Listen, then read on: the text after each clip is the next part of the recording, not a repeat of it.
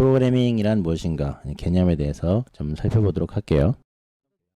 프로그램이란 이제 이 슬라이드에는 컴퓨터가 하드웨어와 소프트웨어로 구성이 되어 있다 뭐 이런 얘기를 하죠. 컴퓨터를 범용적으로 만드는 것은 바로 프로그램이다 이런 얘기를 해요. 컴퓨터를 쓰면 컴퓨터에는 동영상 재생 프로그램도 있고 mp3 재생 프로그램도 있고 문서 편집 프로그램도 있다 뭐 이러는데, 가전제품들은 프로그램 설치 없이 바로바로 하는데 왜 컴퓨터는 프로그램을 설치하게 했느냐, 전용기기 범용기기 이렇게 나눌 수가 있어요. 근데 우리가 컴퓨터라고 부를 때는 이건 범용기기, 그 다음에 여기 나와 있는 오디오 플레이어, 타자기 이런 애들은 전용기기예요. 그거를 위해서 처음에 살 때 얘는 그 목적을 위해서 만들어서 팔죠. 그런데 컴퓨터는 프로그램을 설치해서 내가 하고 싶은 것을 추가 설치해서 할 수 있도록 만든 기기란 말이에요. 그래서 그건 설치한다라고 얘기를 하죠. 범용기기로 만들었기 때문에 그렇습니다. 컴퓨터는 범용기계다. 특정한 목적만을 위해서 만들어진 게 아니라 여러 가지 앞으로 알 수 없는 계산기는 정해진 기능만을 수행할 수 있는 거고, 컴퓨터는 추가로 설치해서 뭔가를 할 수 있도록 한다. 근데 이것도 사실 경계가 모호하죠. 펌웨어 업그레이드라는 것도 있고, 어떤 거를 프로그램이라고 보느냐, 설치 가능한 것만 프로그램이라고 보느냐, 뭐 그렇지 않을 수도 있기는 해요. 컴퓨터라는 말이 컴퓨터를 하는, 계산을 하는 애다 라는 뜻인데, 계산만 하는 기계가 아니고 현대적인 의미에서 컴퓨터는 명령어들에 따라서 데이터를 처리하는 기계다 라고 얘기를 할 수 있다고 적혀 있네요. 밑에 그림 보면은 하드웨어 CPU 뭐 이런 CPU가 이것저것 지시를 하는, 그리고 어떤 순서대로 지시를 할 것인가, 그거를 프로그램이라고 부른다. 그렇게 보면은 아까 앞 페이지에서 봤던 이런 작은 계산기 같은 것도 사실 얘는 프로그램이 들어있어요. 설치 가능하지 않을 뿐이지 얘도 프로그램이긴 합니다. 이 작은 기기가 어떻게 동작하게 할지 미리 정해놓고 일을 컴퓨터한테, 그러니까 이 기기한테 일을 시키는 거기 때문에 프로그램이라고 볼 수는 있어요. 프로그램의 예, 로봇에게 가까운 햄버거 가게에서 햄버거를 사오는 일을 시켜라. 지시사항으로 이루어질 수 있다. 직진에서 우회전해서, 어디서 많이 본 거죠? 우리가 미로나 이런 데서 본 거죠. 어떤 것들을 하라고 순차적으로 명령을 내려놓은 것, 프로그램의 예라고 할 수 있겠어요. 사실 프로그램이라고 하는 말을 생각을 해보면, 프로그램은 프로하고 그램이잖아요. 프로가 무슨 뜻일까요?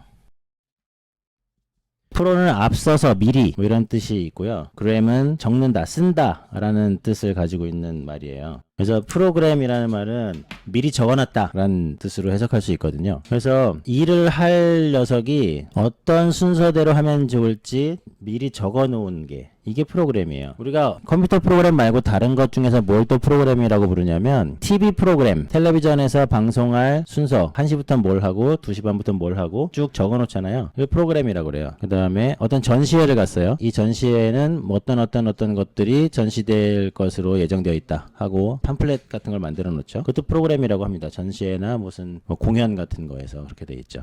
프로그램이라는 말 뜻은 미리 다 적어 놓은 거예요. 그래서 컴퓨터에게 일을 시킬 때 일 시킬 내용을 미리 적어놨다. 여기 화면에서 보시는 것처럼 이렇게 미리 쭉 적어놓고 이대로 하면 된다. 그런데 우리가 지난 시간에 과제로 했던 터틀에서 보면은 반복이 있을 수도 있고요. 메이즈에서 봤던 것처럼 어떤 조건에 따라서 가다 보면 여러 가지 상황을 만날 수 있다는 거죠. 길이 변하진 않으니까 이게 달라지진 않을 텐데, 뭐 자동차를 만났을 경우에는 어떻게 하고, 중간에 가다가 도움이 필요로 하는 할머니를 만났을 때는 어떻게 하고, 뭐 이런 여러 가지 조건이 생길 수도 있다는 얘기예요. 그런 거를 미리 적어 놓는다. 그래서 프로그램이라고 합니다. 스마트폰도 컴퓨터의 일종이다 라고 되어 있는데, 뭐 너무나 당연하게도 그렇죠. 스마트폰에 들어가는 CPU가 지금은 웬만한 PC 못지않다고 하면 좀 그런가?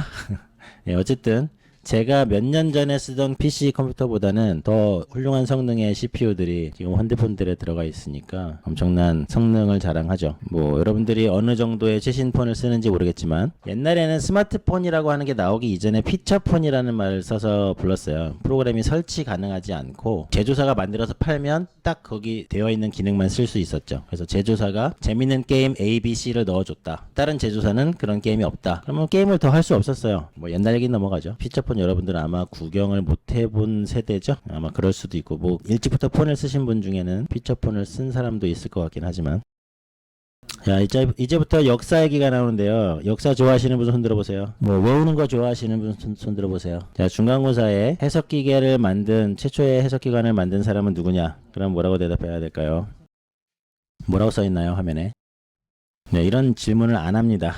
중간고사에 안 나와요. 여기 찰스 베비지라고 하는 거는 제가 이제 매번 학기 때마다 학기 초에 첫째 시간, 첫째 주에 자, 찰스 베비지입니다 하고 얘기해 주는데 저도 기억 안 나요. 저 지금 6개월 만에 생각났어요. 이런 게 중요하진 않다. 나한테는. 교수님마다 다를 수는 있습니다. 어떤 교수님은 이거 중요하다고 하시는 분도 있을 수는 있어요. 저는 안 중요해요. 최초의 프로그래머 에이다 러브레이스래요. 저도 또 6개월 만에 처음 보는 이름입니다. 근데 어쨌든 이런 사람이 있었겠죠. 서브루틴, 루프, 점프 같은 프로그램의 기본 원리를 고안한 사람이 있었겠죠. 이런 사람이 있었다고 합니다. 그래서 옛날에는 프로그램을 이렇게 만들었다고 하는데 넘어가고요. 이거는 근데 전산 전공하는 사람이다 그러면 애니악 정도는 들어봤다고 해야지. 애니악이라고 초기의 컴퓨터 스위치에 의해서 기억이 되는, 그러니까 우리가 지금은 타이핑해서 프로그램을 입력하고 지난 시간에는 마우스로 블럭을 이동해서 프로그램을 입력했다면, 이때는 지금 요 벽에 보이는 수많은 스위치들 있잖아요. 이 스위치들을 켜고 끄고 그게 프로그램이었어요. 어떤 스위치를 켜고 끄고 이렇게 해서 실행하면 이제 그대로 실행이 되는 거죠. 어쨌든 뭐 옛날엔 이랬대요. 애니악이라는 거는 그래도 처음 들어보는데 이러면 곤란하다는 거예요. 그러니까 뭐 들어보긴 한 것 같아. 그 정도는 해봅시다. 폰 노이만이라는 이름은 역시 전산 전공한 사람이라면 폰 노이만 들어봤어.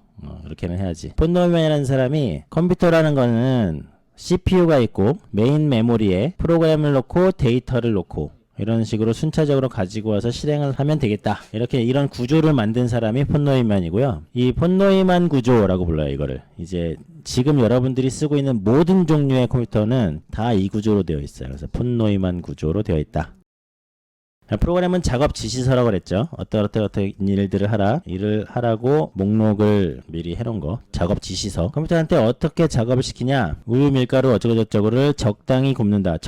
사실 적당이라는 말을 사람도 잘 모르는데 기계가 알 리가 없지. 그래서 자세하고 구체적으로 지시해야 합니다. 얼마나 구체적으로 해야 되냐면 더 구체적이지 못할 만큼 구체적으로 해야 돼요. 근데 우리가 프로그램 짤 때는 구체적으로만 짜지는 않아요. 구체적의 반대말은 추상이거든요. 추상적으로 반대말입니다. 그런데 컴퓨터한테는 아주 자세하고 구체적으로 지시해야 한다라고 했는데 그렇게만 하기가 너무 어려워요. 그래서 구체적인 것들을 조금 모아서 한마디로 추상화하고요.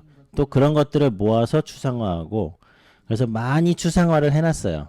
그래서 추상화되어 있는 거를 가지고 지시하기도 합니다. 뭔 소리인지 지금은 이해되지 않을 수 있는데 차차 이야기하기로 하고요. 학생들의 평균을 계산해줘. 평균이 뭔지 모르겠어. 평균이란 이러한 거야. 학생들의 성적을 입력받고 입력받은 성적을 합해서 학생 수로 나눠라. 결과를 화면에 표시하라. 결국 알아듣는 수준으로 최대한 구체적으로 설명을 해야만 한다라는 거예요. 그래서 어디까지 알아들을 수 있는지를 배우는 거예요, 우리가. 사실은 프로그래밍 언어라는 게 개입되기 전에는 뭐든 아주 구체적으로 다 일일이 해야 하지만 그 중에 일부는 잘 모아놨으니까 이런 거 좀 갖다 쓸 수도 있고 그렇습니다. 그래서 어디까지 얼마나 구체적으로 해야 하는지를 이제 차차 C 언어에서 어떻게 하는지를 배우게 될 거예요.